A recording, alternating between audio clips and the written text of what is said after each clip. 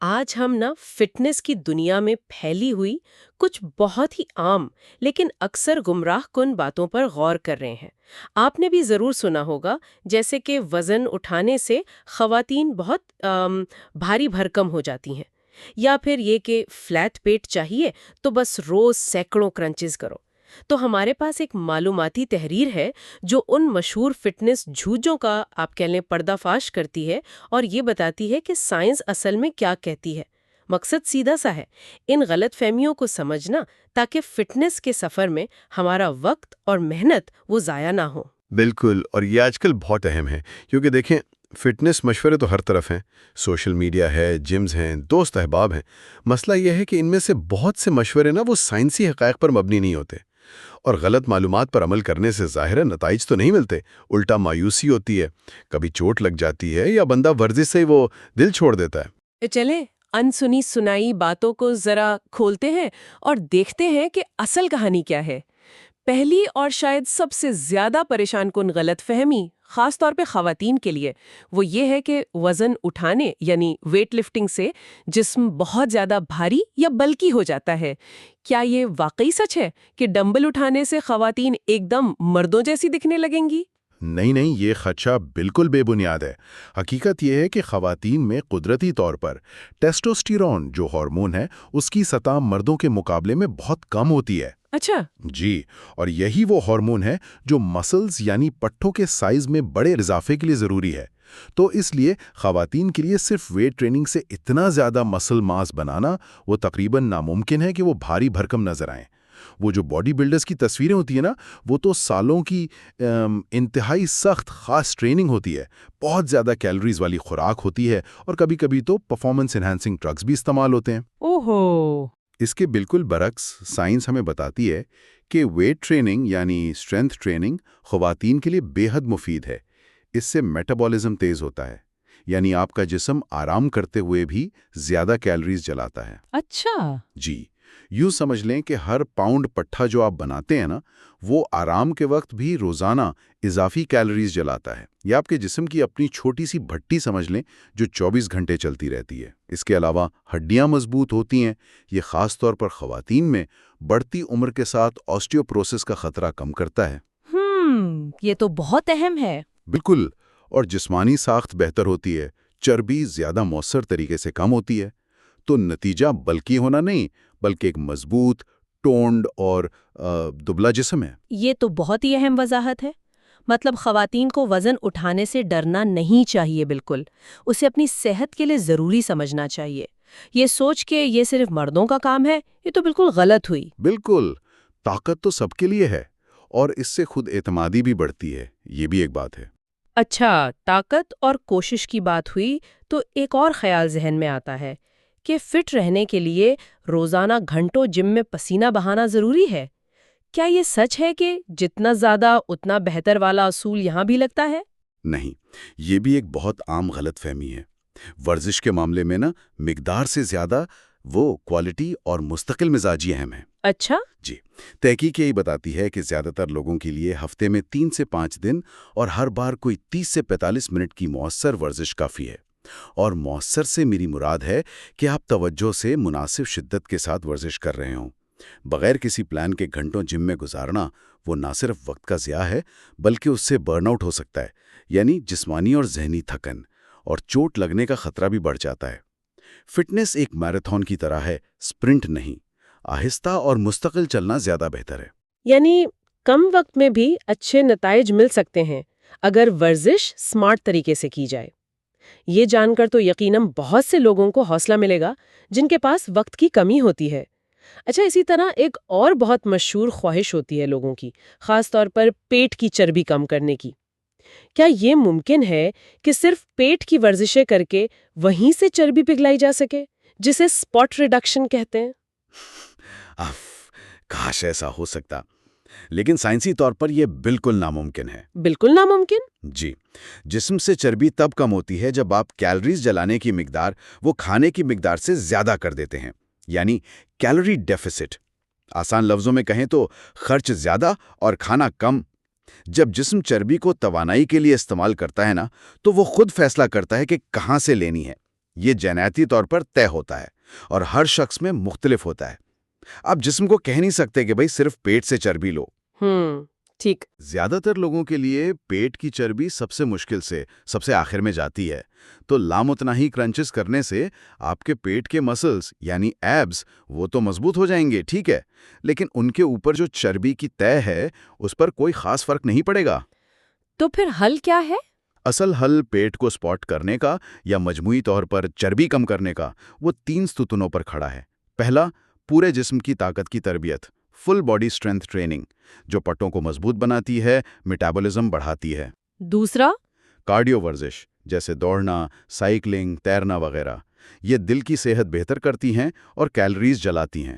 صحیح۔ اور تیسرا، سب سے اہم، متوازن اور صحت بخش غذا، جو کیلوریز کو کنٹرول میں رکھتی ہے۔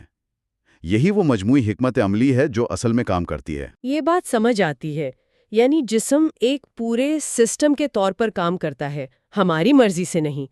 یہ جاننا بہت ضروری ہے تاکہ لوگ غیر حقیقی امیدیں نہ لگائیں اور پھر مایوس نہ ہوں۔ اچھا، ورزش کی شدت سے جڑی ایک اور بات ہے پسینہ۔ بہت سے لوگ یہ سمجھتے ہیں کہ جتنا زیادہ پسینہ آئے گا اتنی ہی زیادہ چربی پگھل رہی ہے، اسی لیے کچھ لوگ ورزش کے دوران وہ پلاسٹک کے سوٹ پہن لیتے ہیں۔ اس میں کتنی سچائی ہے؟ اس میں بالکل بھی سچائی نہیں، صفر۔ اچھا؟ پسینہ آنا جسم کا درجہ حرارت کنٹرول کرنے کا ایک قدرتی نظام ہے بس۔ جب آپ ورزش کرتے ہیں، جسم گرم ہوتا ہے، پسینہ نکلتا ہے، وہ بخارات بنتا ہے اور جسم کو ٹھنڈک ملتی ہے۔ پسینے میں زیادہ تر پانی ہوتا ہے اور کچھ نمکیات ہوتے ہیں۔ ورزش کے دوران یا فوراً بعد جو وزن کم ہوتا محسوس ہوتا ہے نا، وہ دراصل پانی کا وزن ہوتا ہے، چربی کا نہیں۔ جیسے ہی آپ پانی پئیں گے، وہ وزن واپس آ جائے گا۔ چربی جلنے کا عمل وہ ایک کیمیائی تبدیلی ہے جس میں کیلوریز توانائی بنتی ہیں۔ اس کا پسینے کی مقدار سے کوئی براہ راست تعلق نہیں۔ زیادہ پسینہ آنے کا مطلب صرف یہ ہے کہ یا تو آپ کا جسم زیادہ گرم ہو رہا ہے یا آپ گرم ماحول میں ورزش کر رہے ہیں۔ وہ جو پلاسٹک کے سویٹ سوٹ ہیں وہ پہننا نہ صرف بے فائدہ ہے بلکہ خطرناک بھی ہو سکتا ہے۔ اس سے جسم کا درجہ حرارت خطرناک حد تک بڑھ سکتا ہے، ڈی ہائیڈریشن ہو سکتی ہے۔ تو یہ بھی ایک اور قصہ کہانی نکلی جسے رد کرنا ضروری ہے۔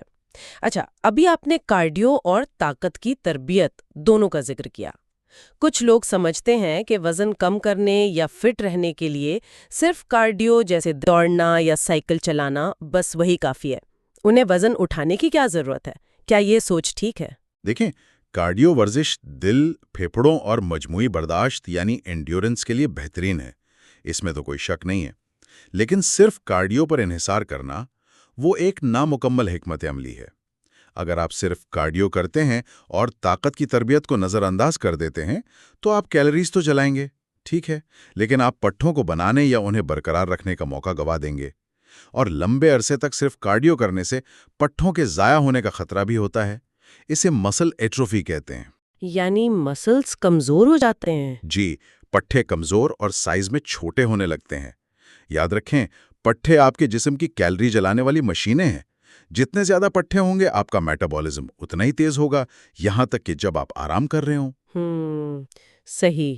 بلکہ یہ ہڈیوں کی کثافت یعنی بون ڈینسٹی کو بہتر بناتی ہے، جوڑوں کو مستحکم کرتی ہے، توازن بہتر کرتی ہے اور روزمرہ کے کام آسان بناتی ہے۔ تو بہترین نتائج کے لیے کارڈیو اور طاقت کی تربیت، ان دونوں کا امتزاج ضروری ہے۔ یعنی دونوں ایک دوسرے کے لیے ضروری ہیں، ایک پر فوکس کرنے سے دوسرے کے فائدے نہیں ملیں گے۔ یہ واقعی ایک متوازن بات ہے۔ اب آتے ہیں ایک اور بہت ہی عام موضوع پر، supplements, protein powder, fat burner, pre workout drinks. Market تو بھری پڑی ہے ان چیزوں سے۔ کیا یہ واقعی فٹنس کے لیے کوئی جادو کی چھڑی ہے؟ دیکھیں، ان کا نام ہی سپلیمنٹس ہے، یعنی اضافی چیزیں۔ ہاں، یہ بنیادی خوراک کا متبادل نہیں ہے بلکہ اس کی تکمیل کے لیے ہیں۔ ان کا مقصد خوراک میں کسی کمی کو پورا کرنا ہو سکتا ہے، جیسے پروٹین کی کمی، یا کسی خاص مقصد میں مدد دینا، جیسے ورزش کے بعد پٹھوں کی بحالی۔ لیکن یہ سمجھنا بہت ضروری ہے کہ اگر آپ کی بنیادی خوراک ہی ٹھیک نہیں ہے، آپ مناسب نیند نہیں لے رہے، آپ کی ٹریننگ مؤثر نہیں ہے، تو کوئی بھی سپلیمنٹ آپ کے لیے جادو نہیں کر سکتا۔ بالکل۔ آپ ایک غیر صحت بخش طرز زندگی کے اثرات کو مہنگے پاؤڈرز یا گولیوں سے ختم نہیں کر سکتے۔ پہلی ترجیح ہمیشہ اصلی مکمل غذائیں ہونی چاہیے، پھل، سبزیاں، اناج، پروٹین، پھر کافی نیند اور مستقل مزاجی سے کی جانے والی مؤثر ورزش۔ سپلیمنٹس کا نمبر ان سب کے بعد آتا ہے، اور وہ بھی تب جب واقعی ضرورت ہو اور کسی ماہر کے مشورے سے۔ یہ کوئی شارٹ کٹ نہیں ہے۔ تو مطلب بنیادیں ٹھیک کرنا پہلے ضروری ہے، سپلیمنٹس بعد کی کہانی ہے۔ یہ بہت منطقی بات لگی۔ اور آخر میں ایک ذرا وسیع غلط فہمی پر بات کرتے ہیں کہ فٹنس کا سارا مقصد صرف اچھا دکھنا ہے، وزن کم کرنا ہے یا سکس پیک ایبز بنانا ہے۔ کیا فٹنس کا دائرہ بس یہیں تک ہے، ظاہری شکل و صورت تک؟ دیکھیں، ظاہری شکل میں تبدیلی یقیناً ایک بہت حوصلہ افزا نتیجہ ہے، اور بہت سے لوگ اسی مقصد سے شروع بھی کرتے ہیں۔ لیکن فٹنس اس سے کہیں زیادہ گہری اور اہم چیز ہے۔ باقاعدہ ورزش کے ذہنی اور جسمانی صحت پر اتنے فائدے ہیں کہ گننا مشکل ہے۔ ورزش سے اینڈورفنز نامی کیمیکلز نکلتے ہیں جو قدرتی طور پر موڈ اچھا کرتے ہیں، خوشی کا احساس دیتے ہیں۔ اچھا، یہ تناؤ، پریشانی اور ڈپریشن کو کم کرنے میں بہت مددگار ہے۔ اس کے علاوہ ورزش دماغی کام جیسے یادداشت اور توجہ ان کو بہتر بناتی ہے، اور جسمانی طور پر یہ دل کی بیماری، ہائی بلڈ پریشر، ٹائپ 2 ذیابیطیز، کئی قسم کے کینسر اور دوسری دائمی بیماریوں کا خطرہ نمایاں طور پر کم کرتی ہے۔ واہ! تحقیق تو یہاں تک بتاتی ہے کہ باقاعدہ جسمانی سرگرمی آپ کی زندگی میں 7 سے 10 صحت مند سالوں کا اضافہ کر سکتی ہے۔ 7 سے 10 سال؟ جی، صحت مند سال۔ تو اچھا نظر آنا ایک بونس ضرور ہے، لیکن اصل نام اچھا محسوس کرنا ہے۔ زیادہ توانائی رکھنا، بیماریوں سے محفوظ رہنا اور مجموعی طور پر ایک بہتر، ایک بھرپور زندگی گزارنا۔ واہ، یہ تو واقعی ایک بہت جامع تصویر ہے۔ تو آج کی گفتگو سے جو اہم باتیں سامنے آئیں، اگر میں خلاصہ کروں تو خواتین کو وزن اٹھانے سے گھبرانا نہیں چاہیے، یہ انہیں مضبوط بناتا ہے، بھاری نہیں۔ گھنٹوں ورزش نہیں، بلکہ مؤثر اور مستقل ورزش اہم ہے۔ کسی خاص جگہ سے چربی کم نہیں ہوتی، پورے جسم پر توجہ دینی ہوگی۔ پسینہ آنا چربی پگھلنے کی علامت نہیں ہے۔ کارڈیو کے ساتھ ساتھ طاقت کی تربیت بھی لازمی ہے۔ سپلیمنٹس جادو نہیں، صرف اضافی مددگار، وہ بھی ضرورت کے تحت۔ اور سب سے اہم، فٹنس صرف دکھاوا نہیں، بلکہ صحت اور لمبی، بہتر زندگی کا نام ہے۔ بالکل۔ اور جب ہم ان غلط فہمیوں سے نکل آتے ہیں نا، اور سائنسی حقائق کو سمجھتے ہیں، تو ہمیں ایک ذہنی سکون ملتا ہے، اعتماد ملتا ہے۔ یہی وضاحت ہمیں اپنے فٹنس سفر میں بہتر فیصلے کرنے میں مدد دیتی ہے، اور زیادہ مؤثر طریقے سے اپنے اہداف تک پہنچنے میں مدد کرتی ہے۔ یہ الجھن کو ختم کر کے وہ عمل کی راہ ہموار کرتی ہے۔ آج کی اس گفتگو نے یقیناً بہت سی غلط فہمیوں کو صاف کیا ہے۔ اس سارے مواد پر غور کرتے ہوئے ایک سوال میرے ذہن میں آ رہا ہے جس پر شاید مزید سوچنے کی ضرورت ہے۔ جی؟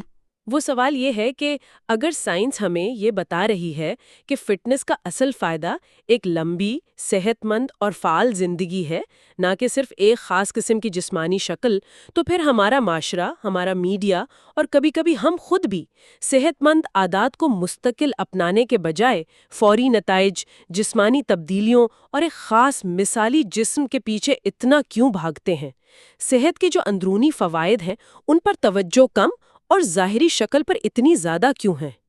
یہ ایک اہم نکتہ ہے جس پر ہم سب کو سوچنا چاہیے کہ ہماری اصل ترجیحات کیا ہیں۔